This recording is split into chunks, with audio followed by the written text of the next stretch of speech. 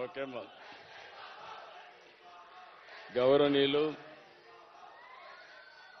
పెద్దలు,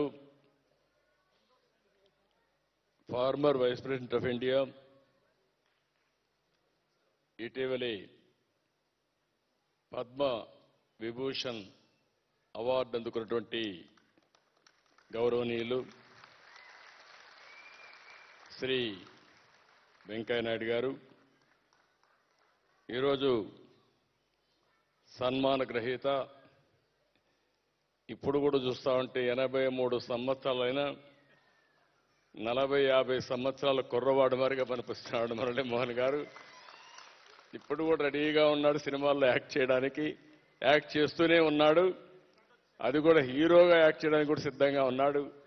అలాంటి మురళీ మోహన్ గారికి గౌరవనీయులు తెలంగాణ అగ్రికల్చర్ కోఆపరేషన్ మంత్రి అయినటువంటి తుమ్మల నాగేశ్వరరావు గారు, గౌరవనీయులు సుజనా చౌదరి గారు, గౌరవనీయులు రఘురామకృష్ణరాజు గారు, నేను అదే వెంకయ్యనాయుడు గారు చెప్తున్నా, ఎక్కువ ఎవరైతే బాధితులుగా ఉంటారో వాళ్ళకి ఎక్కువ స్పందన ఉంటుంది. అలాంటి బాధితుల్లో మొదటి వ్యక్తి రఘురామకృష్ణరాజు గారు. గౌరవనీయులు కామినేని శ్రీనివాస్ గారు, గౌరవనీయులు సీనియర్ ప్రొడ్యూసర్ మురళీ మోహన్ గారికి ఫస్ట్ సినిమాలో అవకాశం ఇచ్చినటువంటి అట్లూరి పూర్ణచంద్రరావు గారు, కోటా శ్రీనివాసరావు గారు, ఒకప్పుడు ఎమ్మెల్యేగా మేమందరం కూడా పనిచేశాం. సినిమాలోనే కాకుండా రాజకీయాల్లో బ్రహ్మాండంగా రాణించిన వ్యక్తి. అదే మరిగా ఈ యొక్క ఆర్గనైజేషన్ కమిటీ చైర్మన్ అయినటువంటి పొట్లూరు శ్రీనివాస్ గారు, వేదిక పైన సినిమా రంగంలో ఉన్న ప్రముఖులందరికీ, వేదిక పైన పెద్దలందరికీ, అదే మరిగా ఈరోజు ఇక్కడ పెద్ద ఎత్తున సమావేశమయ్యారు. మళ్ళీ పాత రోజులు ఒకసారి జ్ఞాపకం వస్తున్నాయి.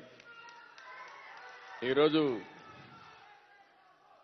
ఏదైతే ఇక్కడ చూస్తే శిల్పకళా వేదిక, ఇది ఆ రోజు ఏ విధంగా నిర్మాణం చేశామో ఒకసారి ఆలోచించుకుంటే ఈరోజు మీ ఉత్సాహానికి కారణం కూడా అదే అనిపిస్తుంది నాకు. అలాంటి ఈ యొక్క ఎందుకంటే చాలా రోజుల తర్వాత నేను మళ్ళీ శిల్పకళా వేదిక వచ్చాను.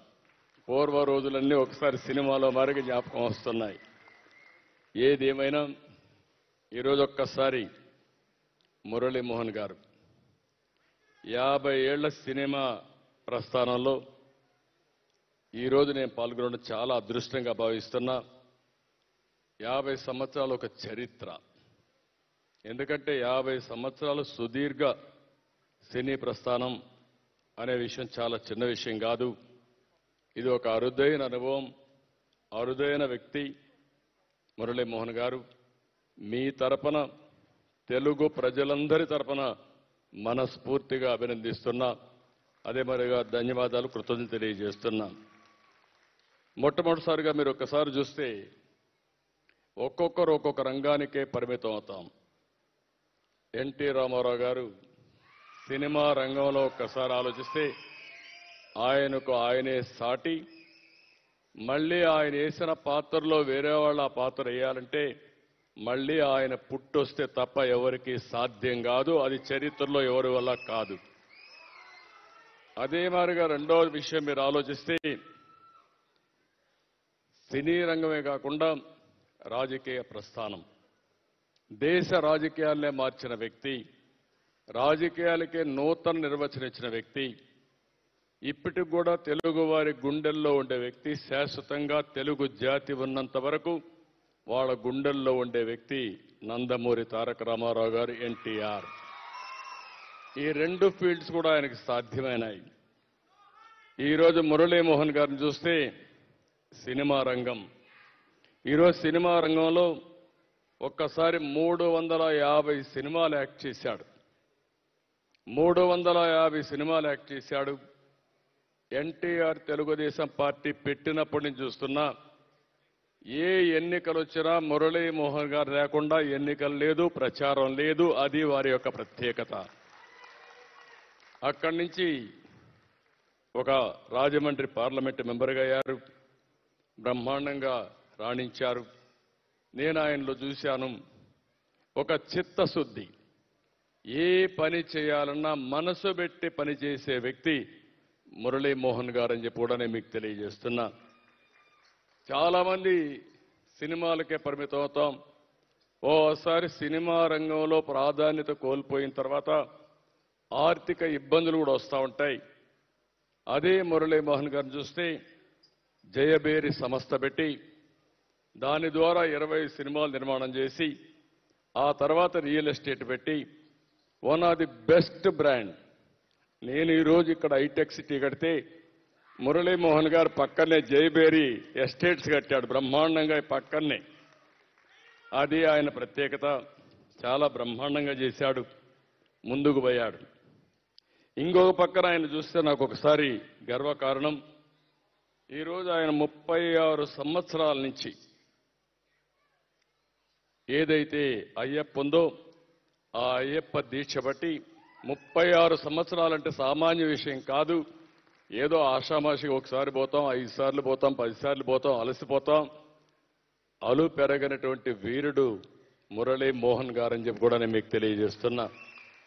ఏ రంగం తీసుకున్నాం, చాలా మంది డబ్బులు సంపాదిస్తారు, కానీ ఆ డబ్బులకు సార్థకతతో పనిచేసే విధానం కూడా ఉండదు. 1100 మందిని డాక్టర్లుగా, ఇంజనీర్లుగా చదివించిన వ్యక్తి మురళీమోహన్ గారు. అంటే చాలా వాళ్ళ జీవితాలనే మార్చాడు. ఇలాంటివి చాలా కార్యక్రమాలు చేశారు. అలాంటి వ్యక్తి ఈరోజు ఇక్కడ ఇది చేసుకోవడం మనందరికి గర్వకారణం. ఒక విధంగా 74లో ఆయన సినిమాల్లోకి వస్తే నేను వెంకయ్య నాయుడు గారు 78లో మొట్టమొదటిసారిగా ఎమ్మెల్యేలు అయ్యాం. అప్పుడు వెంకయ్య నాయుడు గారిని చూస్తే అసెంబ్లీ గజగజలాడేది. చాలా మంది తక్కువ మంది ఉన్నా వాళ్ళు అనుకుంటే అసెంబ్లీ జరిగేది, లేకపోతే అసెంబ్లీ జరిగేది కాదు.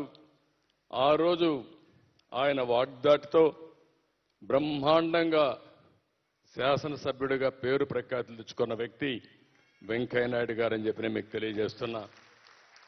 రెండోది, ఒక వ్యక్తిత్వం అనేది ఎప్పుడు బయటపడుతుందంటే 84లో ఎన్టీ రామారావు గారిని ముఖ్యమంత్రిగా తొలగిస్తే మొట్టమొదటిసారిగా వచ్చి బీజేపీలో ఉన్న మొట్టమొదటిసారిగా వచ్చి ఎన్టీఆర్కు అండగా నిలబడి తిరిగి ఎన్టీఆర్ ముఖ్యమంత్రి అయ్యే వరకు ప్రజాస్వామ్యాన్ని పునరుద్ధరించే వరకు పోరాడిన వ్యక్తి వెంకయ్య నాయుడు గారు.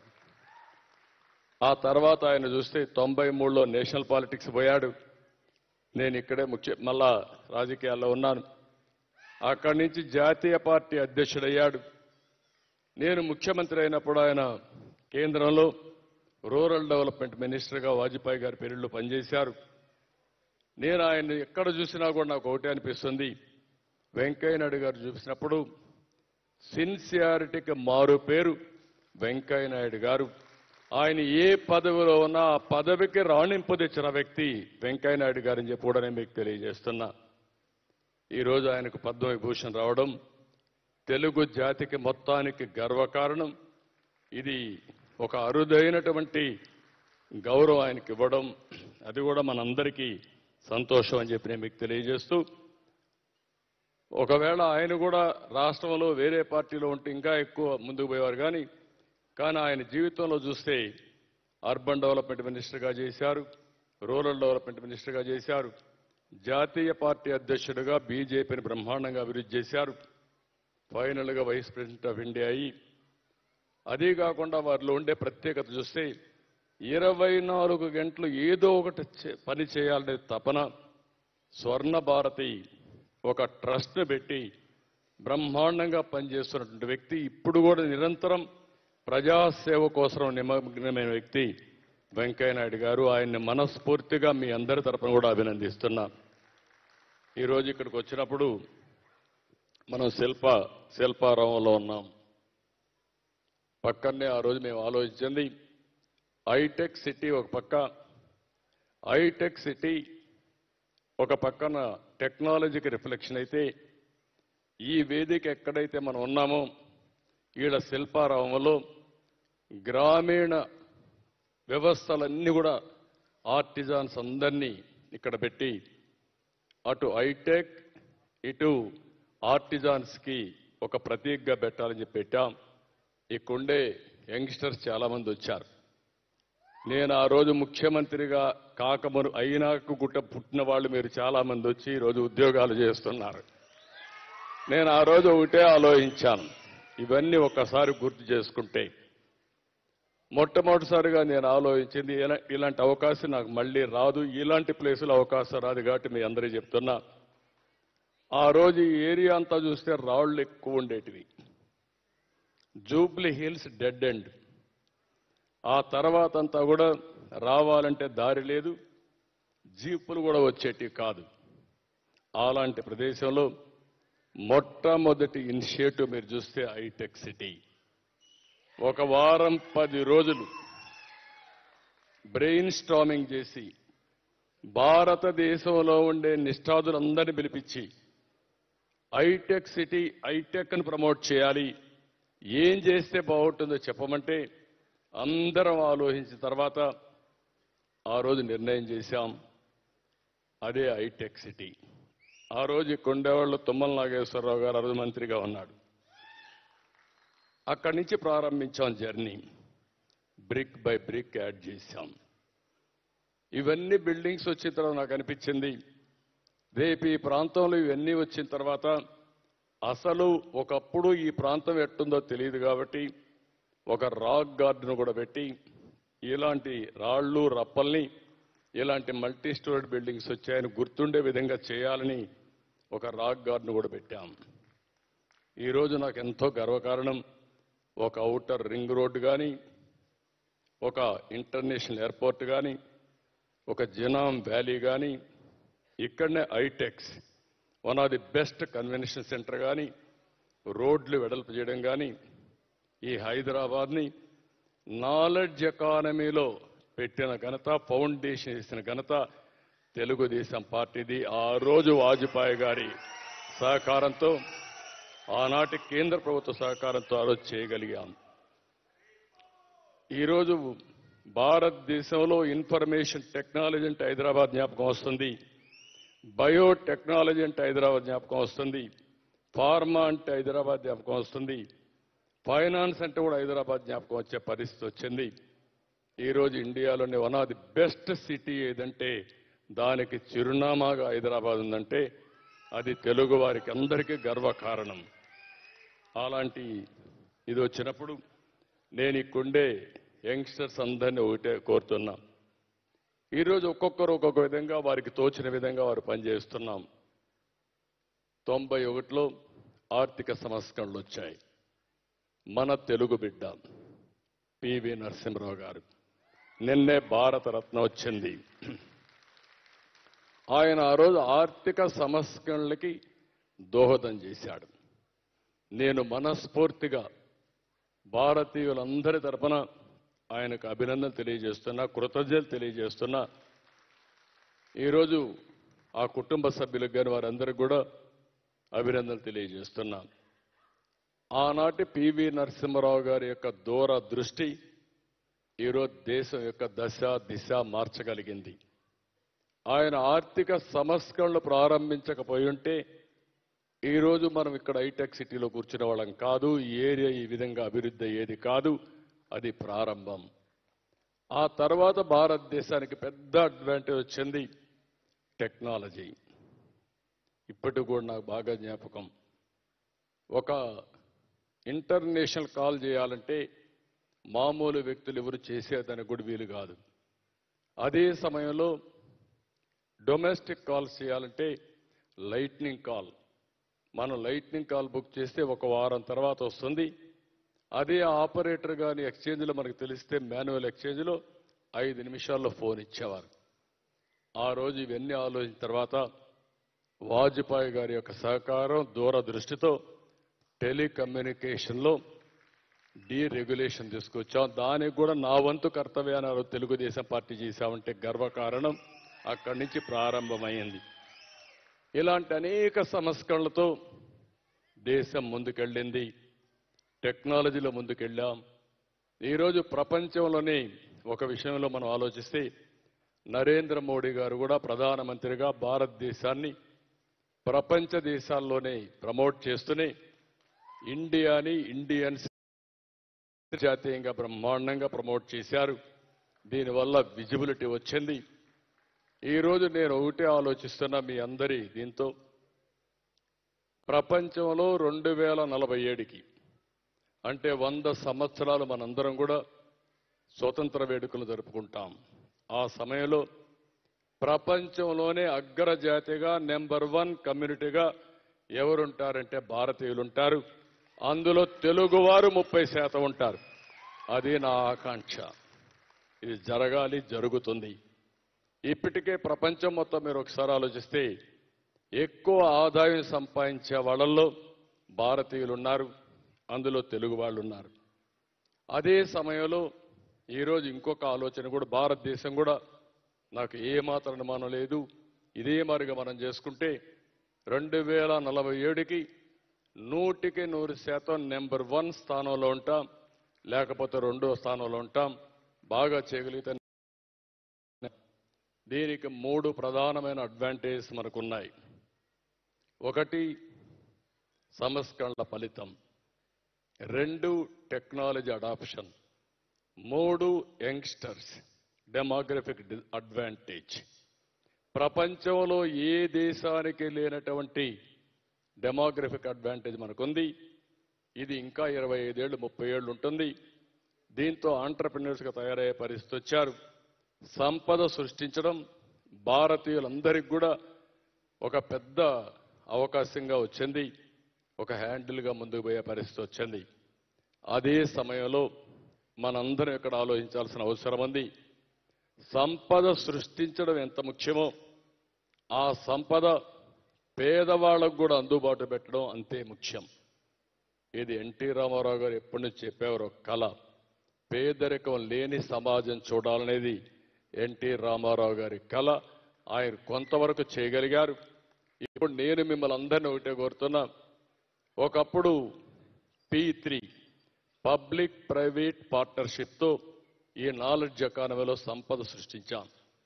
ఈరోజు మనందరం కానీ కలిసి పేదరికాన్ని కూడా నిర్మూలించడం కోసం ఒక సంకల్పం చేయగలిగితే ఇది అసాధ్యం కాదు. 100 సంవత్సరాల స్వతంత్ర దిన వేడుకలు జరుపుకునే సందర్భంలో ఈ దేశంలో పేదరికం లేని సమాజం చేయడమే మన ధ్యేయంగా మనం పనిచేయాల్సిన అవసరం ఉంది. ప్రభుత్వం, ప్రైవేట్, ప్రజలు భాగస్వామ్యంతో ఇది సాధ్యం. బాగా పైకొచ్చిన వ్యక్తి ఒకరిని కానీ 10 మందిని కానీ అడాప్ట్ చేసుకొని మెంటరింగ్ చేసి ఆ కుటుంబాల్ని పైకి తీసుకొచ్చి ప్రభుత్వ సహకారం కూడా తీసుకోగలిగితే ఇది సాధ్యమవుతుంది. నా జీవితాశయం సంపద సృష్టించడానికి చాలా మంది పెద్దలతో కలిసి పనిచేశా. ఈరోజు నేను ఒకటే ఆలోచిస్తున్నా, పేదరికాన్ని నిర్మూలన చేయడం కోసం మీరందరూ సహకరిస్తే అది కూడా మొదటిసారిగా ఆంధ్రప్రదేశ్లోనే, తెలంగాణలో తెలుగు వారందరూ కూడా పేదరికం లేని తెలుగు జాతిని చూడాలనేది నా జీవితాశయంగా నేను ఎంపిక చేసుకొని ముందుకు పోవాలనుకుంటున్నా. ఇప్పటికే మురళీమోహన్ గారిని చూశారు. 1100 మందిని ఆయన డాక్టర్స్, ఇంజనీర్స్ చేశారు. పేదవాళ్ళందరినీ చేశారు. ప్రతి ఒక్కరూ ఈ ఫోకస్ పెట్టుకొని మెంటరింగ్ చేసి ఈ యొక్క హ్యూమన్ రిసోర్స్ డెవలప్మెంట్ మీద, అదే కాకుండా స్కిల్ డెవలప్మెంట్ మీద ప్రయత్నం చేసి కాన్స్టెంట్గా చేయగలిగితే ఇది సాధ్యం. దీనికి తొందరలోనే ఒక నమూనా కూడా తయారు చేసి ప్రారంభిస్తాం. ఇక్కడుండే యువతకి, ఇక్కడుండే క్రీమ్ ఆఫ్ ది సొసైటీ, మీరందరూ కూడా ఒక మారుమూల గ్రామాల్లోనే పుట్టారు. ఈరోజు బ్రహ్మాండంగా మీరు అన్ని రంగాల్లో రాణిస్తున్నారు. అలాంటి మీరు మళ్ళీ గ్రామ ప్రాంతంలో ఏ గ్రామం నుంచి వచ్చారో ఆ గ్రామంలో పేదరిక నిర్మూలన కోసం మీరు